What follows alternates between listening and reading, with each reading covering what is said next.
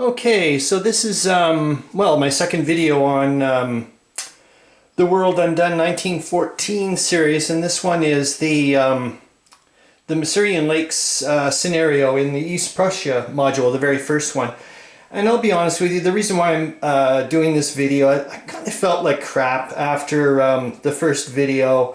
Look, and I will say this, look, I don't get any money from CSL, or I'm not like Ray's good buddy or any of that stuff. None of that whatsoever. I just, I like the game, I like his philosophy, like the company's philosophy. I love this game.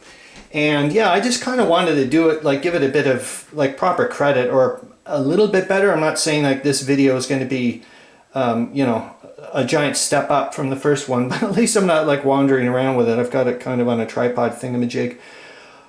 So yeah, and this is like the initial setup, and why do I like this scenario? I did actually write down some notes, so hopefully I won't miss some of the things.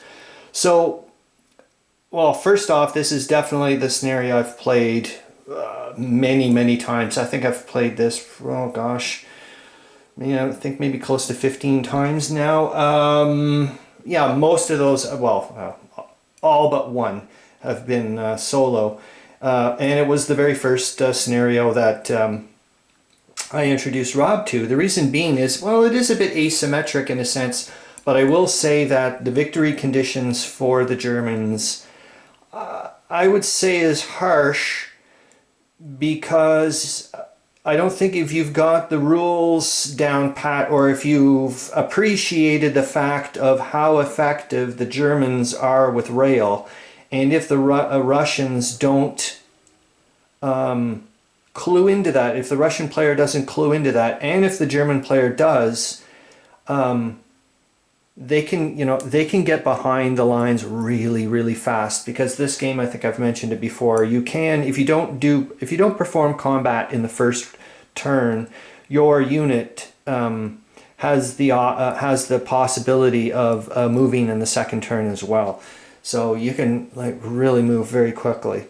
As well as, I think you've noticed, I don't know if you have, but there's a couple of these Russian units that are way, oh shit, it doesn't matter, but way better than a lot of the Russian units. As you can see, like those are 5s. Most of them are like 5 strength, 6 strength, and so on and so forth.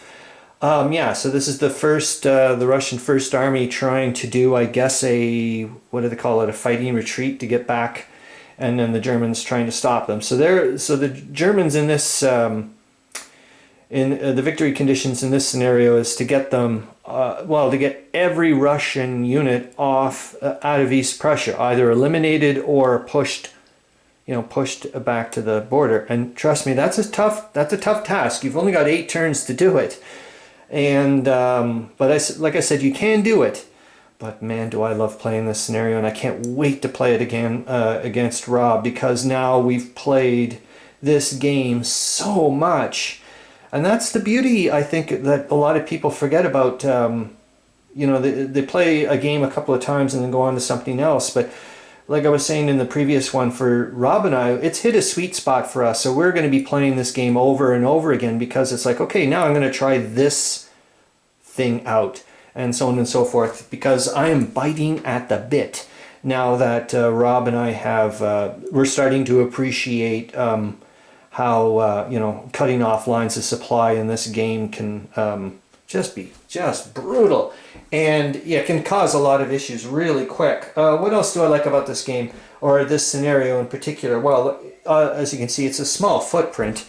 I'm using barely any of the map, which is fine for introducing somebody, or for me, trying to test out stuff. And there's the other thing. I am going to show you down here. There's this little cavalry unit that I popped a thing on. And that's a cavalry unit that does not activate or can't be moved by the Germans under unless certain things have been met. So that's just for me to remember.